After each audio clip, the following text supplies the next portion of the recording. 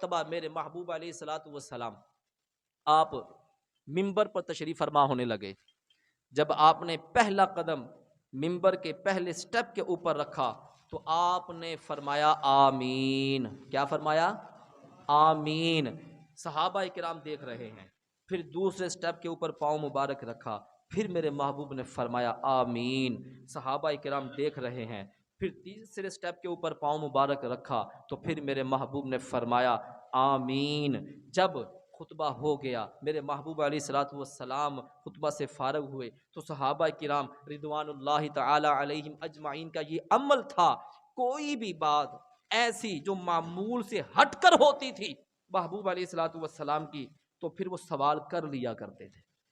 وہ سوال کر لیا کرتے تھے. میں نے پہلے عرض کیا ہے کہ صحابہ کرام نے سوال کر کے ہم گناہگاروں کی آسانیاں فرما دی.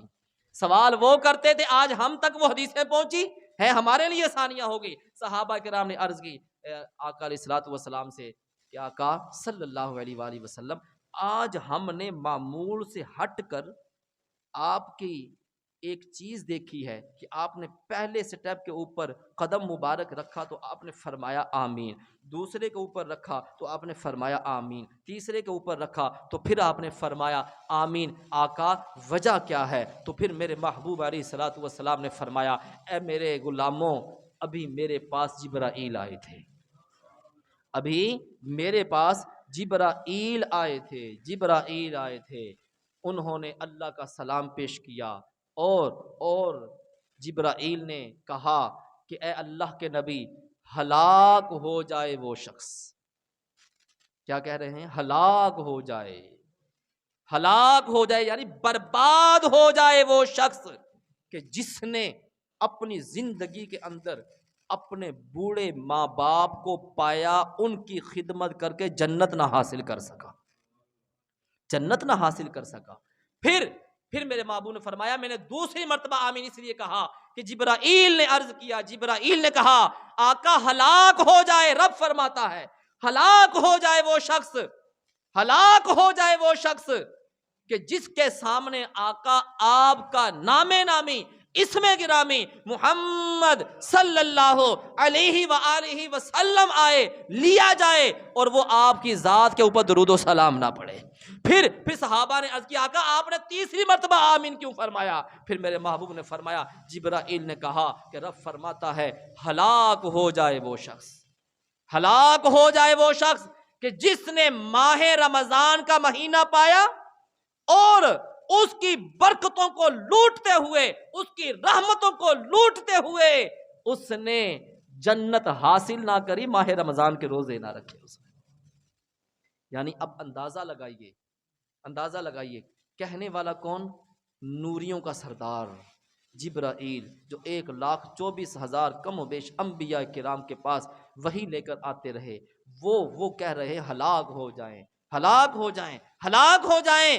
اور اس پر آمین کہنے والے کون ہیں؟ امام الانبیاء ہے صلی اللہ علیہ وآلہ وسلم. یہاں سے اندازہ لگاؤ کہ ماں باپ کی کتنی عظمت ہے, یہاں سے اندازہ لگاؤ کہ درود پاک پڑھنے کی کتنی فضیلت ہے, کتنی برکت ہے, اور یہاں سے یہ بھی اندازہ لگا لو کہ ماہ رمضان کی کتنی برکت ہے, اس کی کتنی اہمیت ہے. ہم نے کیسے, ہم لوگوں نے بڑا ایک سادہ سا جملہ پکڑا ہوا ہے, سادہ سا, کہ میرا کام بڑا سخت ہے, میرا کام بڑا اوکھا ہے, میرا کام بڑا مشکل ہے. اللہ نے قرآن پاک کے اندر جو فرمایا نا یا ایھا الذین آمنوا کتب علیکم الصیام, یہاں پر ایمان والوں سے فرمایا, یہ نہیں فرمایا کہ کرسی تے بہن والے واسطے روزہ وا, یہ نہیں فرمایا کہ وزیر اعظم واسطے روزہ وا, یہ نہیں فرمایا کہ کھوتا ریڑھی چلان والے واسطے روزہ کوئی نہیں گا, ہیں جی ویلڈنگ دا کم کرنے والے واسطے روزہ کوئی نہیں گا. یہاں پر یہ نہیں رب نے فرمایا, رب نے فرما دیا یا ایھا الذین آمنوا کتب علیکم الصیام, اے ایمان والو تم پر ماہ رمضان کے روزے فرض کیے گئے. متفق سب کے لیے مطلقاً حکم فرمایا گیا ہے. اور سادہ سی بات ہے, جو بھی بندہ کوئی روزہ رکھتا ہے نا تو اللہ تعالیٰ اس کو ہمت عطا فرما دیتا ہے, اللہ تعالیٰ اس کو طاقت عطا فرما دیتا ہے, اللہ تعالیٰ اس کو طاقت عطا فرما. ہم نے دیکھا ہے, ہم نے ویلڈنگ کے کام کرنے والوں کو روزہ رکھتے ہوئے دیکھا ہے جی. ہم نے گرمیوں کے اندر ڈرائیونگ کرتے ہوئے انجن کے پاس، تپتے انجن کے پاس ڈرائیونگ کرتے ہوئے لوگوں کو روزہ رکھتے ہوئے دیکھا ہے. میرے والد محترم ڈرائیونگ کرتے تھے، ہیں جی، فالج کا اٹیک ہوا، طبیعت خراب ہوئی، اس کے بعد ان کی مزدوری کا مسئلہ بن گیا، عذر آ گیا. لیکن اس سے پہلے ہم نے جو دیکھا ہے، میرے والد محترم گاڑی چلاتے تھے، ڈرائیونگ کرتے تھے، لیکن جب رمضان آتا تھا گاڑی پر بھی جاتے تھے، ڈرائیونگ بھی کرتے تھے اور ساتھ روزے بھی رکھا کرتے تھے. ہے جی، اللہ تعالیٰ طاقت عطا فرما دیتا ہے، اللہ تعالیٰ ہمت عطا فرماتا ہے. ذرا کوشش تو کرو.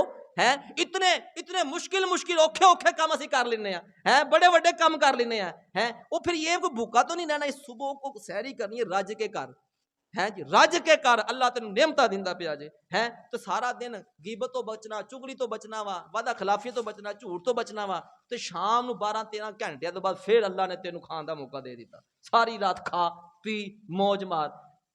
جو بندہ روزہ رکھتا ہے اس کو روحانی طاقت بھی ملتی ہے اور اللہ تعالیٰ اس کو جسمانی طاقت بھی عطا فرماتا ہے.